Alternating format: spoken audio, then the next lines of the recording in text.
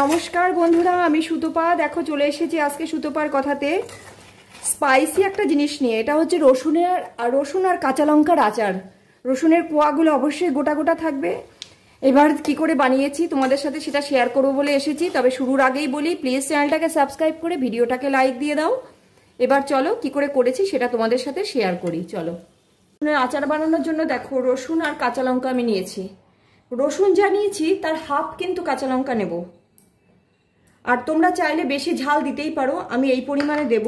আর main হচ্ছে মশলার জন্য আমি দেখো নিয়েছি কি 5 ফোড়ন নেব। এই যে বাটিটা নিয়ে নিয়েছি, এই যে টেবিল চামচ, বড় যে টেবিল চামচ, টেবিলের মানে নর্মাল আমরা মুড়ি খাই যে ধরনের চামচ দিয়ে, সেই চামচে পুরো 1.5 চামচ, 1 চামচ নিলাম। আরো হাফ চামচ নিয়ে নেব মশলা। এই যে এইটুকুনি হচ্ছে 5 ফোড়ন। এটা মশলা বলতে দেখো পুরো 5 ফোড়ন। এই দেখো একদম বাজারে যে 5 ফোড়ন, সেই 5 ফোড়ন। অন্য কোনো মশলা দেব না। আর 2খানা তেজপাতা দিয়েছি আমি, তোমাদের না দেখিয়েই টুকরো করে ফেলেছি। এই যে একদম ছিঁড়ে টুকরো করে দিয়েছি, এর মধ্যে দিয়ে দিচ্ছি। আর হচ্ছে 3টে মানে নর্মাল যে সাইজ হয় শুকনো লঙ্কার, সেই সাইজের শুকনো লঙ্কা, 3খানা শুকনো লঙ্কা দিয়েছি আমি, এরকম টুকরো করে দিয়েছি। এইবার এইগুলোকে, এই মশলাটা ইউজ করবে, এগুলোকে ভাজবো আমি শুকনো কড়াইতে। দেখো কড়াই বসিয়ে দিয়েছি, কড়াই আমার গরম হয়ে গেছে। এর মধ্যে সবগুলো একসঙ্গে দিয়ে দিলাম, দিয়ে একটু এটাকে নেড়ে চেড়ে ভেজে নেব শুকনো কড়াইতে। এই 5 ফোড়নটাকে দেখবে ভাজলে সুন্দর গন্ধ বেরোবে, তখন এটাকে নামিয়ে রাখবো। 5 ফোড়নের মধ্যে কিন্তু জিরে, মৌরি, কালো জিরে, রাঁধুনি আর মেথি এইগুলো থাকে। তোমরা এগুলো সম পরিমাণে মিশিয়ে বানিয়ে নিতে পারো। এইগুলোই থাকে 5 ফোড়নের মধ্যে, জিরে, মৌরি, কালো জিরে, রাঁধুনি আর মেথি। এই যে আমার হয়ে গেছে, সুন্দর গন্ধ বেরিয়েছে, প্লাস ধোঁয়া উঠছে। এগুলো ভাজা আমার হয়ে গেছে, এটা ঢেলে রাখছি। এইবার দেখো ফের কড়াই বসিয়ে দিয়েছি, কড়াই গরম হয়ে গেছে। কড়াইতে দিয়ে দেবো বেশ খানিকটা পরিমাণে তেল। তেলের পরিমাণটা যার যার পরিমাণে, আমি বেশ খানিকটাই দিচ্ছি, কারণ আচার মানেই এটা স্টোর করতে হবে। আর স্টোর করা মানেই হচ্ছে তেল একটু বেশি না হলে কিন্তু হবে না। তেলটা তোমরা চাইলে আরও বেশি দিতে পারো। এই তেলে এবার তেলটা গরম হওয়ার অপেক্ষা করব। গরম হয়ে গেলে তেলে ফোড়নে দেব তেজপাতা আর শুকনো লঙ্কা। 2টো শুকনো লঙ্কা দেবো আর একটা তেজপাতা, এই 2টো তেজপাতা দিয়ে দিচ্ছি। এগুলো গোটাই থাকবে। এই যে তেল গরম হয়ে গেছে দেখো, এই দেখো তেজপাতা আর শুকনো লঙ্কা দিয়ে দিলাম। এবার দিচ্ছি এর মধ্যে একটুখানি সর্ষে, এই যে গোটা দানা সর্ষের, কালো সর্ষে দিয়ে দিলাম। আর একটু গরম হবে তেলটা, ওটাই হতে হতে হয়ে যাবে। তেলটা গরম হতে হতে লঙ্কাগুলোর ব্যবস্থা করি। লঙ্কাগুলো দেখো প্রত্যেকটা লঙ্কা এরম করে ধরবো আর এরম করে ফাটিয়ে দেব। প্রত্যেকটা লঙ্কা কোনো বেটে দেব না, কিচ্ছু না। এইভাবে তেলের মধ্যে থাকলে যেটুকুনি ঝাল বেরোবে, আর প্লাস হচ্ছে আমাদের তেলটা ঝাল হবে, আর তেলের মধ্যে থাকলে আর সবাই খেতে পারবে আর কি। লঙ্কাটা যদি পেস্ট করি কিংবা থেতো করে দেই, দেখবে ঝাল বেশি হলে সবাই খেতে গেলে খেতে পারবে না।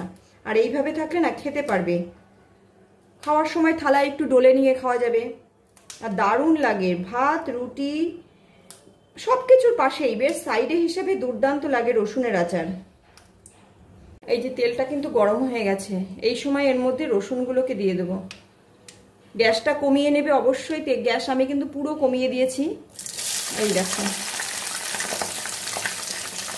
সমস্ত রসুনগুলোকে প্রথমে দিয়ে দেবো।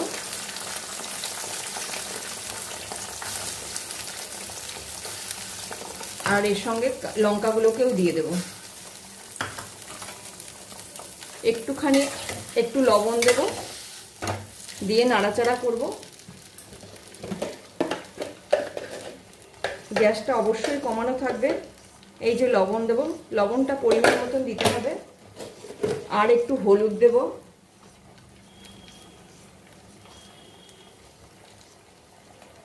ব্যাস আর কিচ্ছু না। গ্যাসটা কমিয়েই রেখেছি।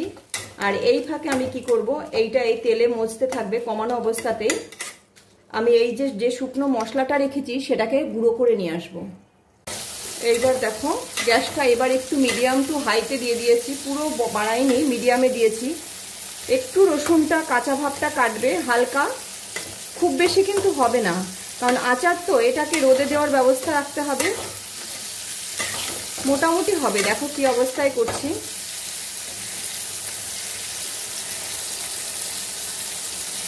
দেখো পুরোটাই কিন্তু তেলের মধ্যে কিন্তু আমার ডুবে গেছে, দেখেছো যতটা রসুন আর কাঁচা লঙ্কা কিন্তু তেলের মধ্যে ডুবে গেছে। তেল ছাড়া আচার ভালো হবে না কখনোই।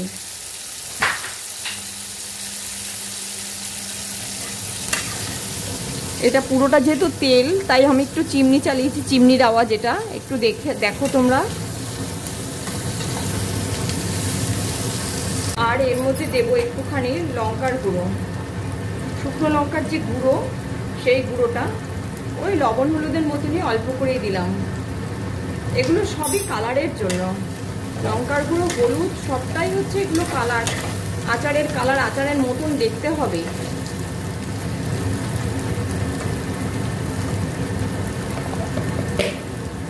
এবার রসুনগুলো পুরো ভাজা হয়ে যাবে, ভাজা পুরো হবে কি মানে কি দেখাচ্ছি আমি কি অবস্থায় নামাচ্ছি। খুব বেশিক্ষণ টাইম লাগে না, কিন্তু খুব সহজ পদ্ধতিতে সারা বছর স্টোর করা যাবে, রোদ না দিলেও কিচ্ছু হবে না, সারা বছর স্টোর করা যাবে। এরকম করেই বানাচ্ছি এটাকে, আর স্পাইসি, একদম স্পাইসি হবে। আর আমি কিন্তু গ্যাস আবার কমিয়ে দিয়েছি, গ্যাস কমিয়ে হলেই ভালো হবে বেশি, পুরো রসুনগুলো পুরো স্পঞ্জি মতন হয়ে যাবে, গ্যাস কমিয়ে দিতে হবে। এবার এটাকে আরও টেস্ট বাড়ানোর জন্য কি করব, এই যে দেখো একটা গোটা লেবুকে আমি 2 পিস করে দিয়েছি, লেবুর রস দিয়ে দেব। লেবুর রস দিলে একটা দারুণ টেস্ট আনবে কিন্তু।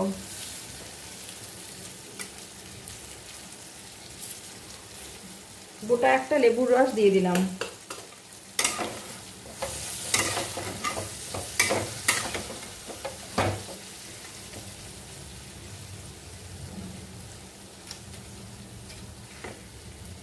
এবারে তেজপাতাগুলোকে তুলে ফেলি। এইভাবে একটু ধিমে আঁচে হবে, একটু সময় নিয়ে হবে, একটু সময় লাগবে। এই যে দেখো, এই দেখো লেবুর রসটা যেই টেনে যাবে আস্তে আস্তে, এটা কিন্তু হয়ে এসেছে। এইবার এর মধ্যে দিয়ে দেবো এই যে মশলাটা গুঁড়ো করে রেখেছি আমি, পুরো যে 5 ফোড়ন শুকনো লঙ্কার যে মশলাটা গুঁড়ো করে রেখেছি, সেই মশলাটা দিয়ে দেবো।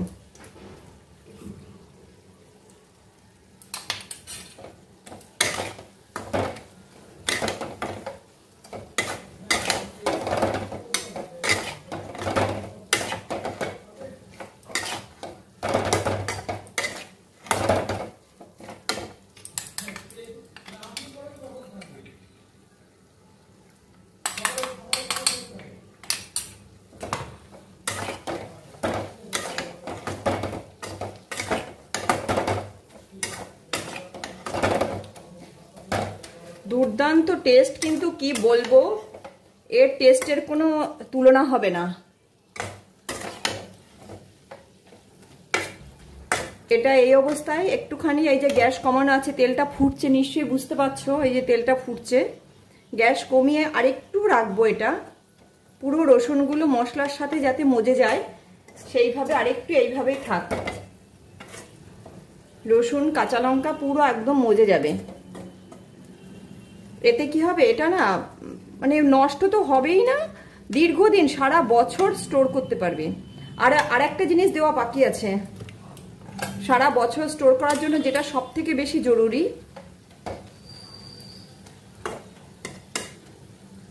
এই যে এটা হয়ে গেছে। এই অবস্থায় গ্যাসটা অফ করার আগে দিয়ে দেবো একটু ভিনিগার। ভিনিগারটা দিলে না পুরো জিনিসটা সারা বছর থাকবে। পুরো বড় 1 চামচ ভিনিগার দিয়ে দিলাম, এই চামচটার 1 চামচ দিলাম, সারা বছর থাকবে জিনিসটা, কিচ্ছু হবে না।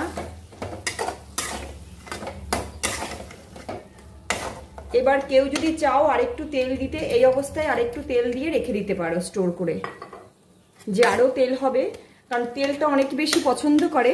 এবার তাহলে এই অবস্থা আর একটু তেল দিয়ে রেখে দিতে পারো। আমি আর তেল না, আমি পুরো এই আচারটাকেই করব, মানে পছন্দ করি পুরোটা মিশিয়ে, সেই কারণে এই অবস্থায় স্টোর করব। এটাকে ঠান্ডা হবে, তারপরে আমি কন্টেনারে ভরবো। অবশ্যই কাচের বোতলে ভরতে হবে। আচার মানে কাচের বোতলে ভরে সারা বছর রেখে দেওয়া। ব্যাস, এটা আমার রেডি হয়ে গেছে। এই দেখো ঠান্ডা হয়ে গেছে, আমি এসছি ভরতে। দেখো সাইড দিয়ে কতটা তেল গড়িয়ে গেছে। সেই জন্যই বললাম আমি ওইটুকু তেলেই রাখবো, তাও অনেকটা তেল দিয়েছিলাম।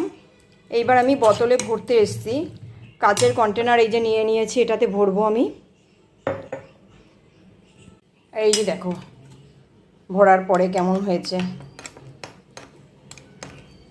আর পুরো গাটা দেখো। এবার কেউ যদি তেল বেশি দিতে চাও, এই সময় উপর থেকে একটু তেল দিয়ে রেখে দিতে পারো। আমি আর দেবো না, আমার এইটুকুতেই এই যে পুরো উপর থেকে এই দেখো তেল বেরিয়ে আসছে। এবার অনেকে তেল আরও বেশি চায়, সেই জন্য আমি বললাম তেল যারা বেশি চাইবে এই অবস্থায় উপর থেকে তেল ঢেলে রেখে দিতে পারো। এই দেখো পুরো মশলাযুক্ত স্পাইসি একদম রসুনের আচার কেমন হয়েছে বলো। অবশ্যই কমেন্টস করে জানাবে। সবাই ভালো থেকো, টাটা বাই বাই আর কি। আর এই রেসিপিটা অবশ্যই ট্রাই করো, দুর্দান্ত একটা অনবদ্য রেসিপি। এটা ভাত, রুটি, লুচি সব কিছুর সাইড, থালার সাইড হিসেবে দারুণ কাজে লাগবে এটা।